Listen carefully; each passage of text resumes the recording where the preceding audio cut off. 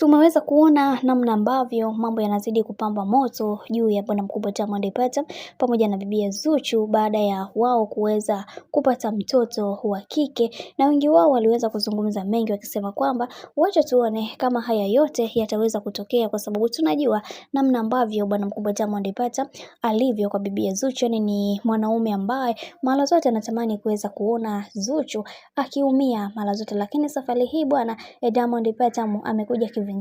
na ameamua kuweza kumsurprise Zuchu kwa zawadi kedekede na kumfanya asijisikie vibaya, kwani kila mtu anaamini kwamba Diamond Platnumz ni mtu ambaye mara zote anatamani kuweza kuona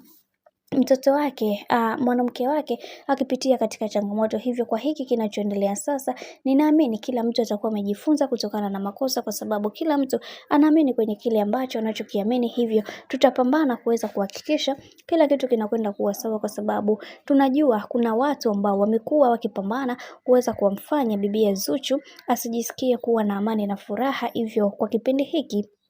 tuseme wamesalenda, kwa sababu kila kitu kimeweza kuwa sawa, na wengi wao wakasema kwa hiki ambacho kinachoendelea sasa, wacha tuone mwisho wake itakuwaje, kwa sababu kila mtu anatamani kuweza kuona akipata amani na furaha katika maisha yake, na sio drama hizi ambazo zinazoendelea sasa. Na tumeweza kuona baadhi ya watu wengi waliweza kusifu kwenye hili wakisema kwamba tunawaombea maisha marefu ya nyie kuweza kupambana na kuhakikisha kila kitu kinakwenda kuwa sawa, kwa sababu kila mtu anaamini kwenye kile ambacho anachokiamini, na tunajua kwamba Diamond Platnumz ana mapenzi ya dhati na bibi Zuchu, na Zuchu pia ana mapenzi ya dhati na bibi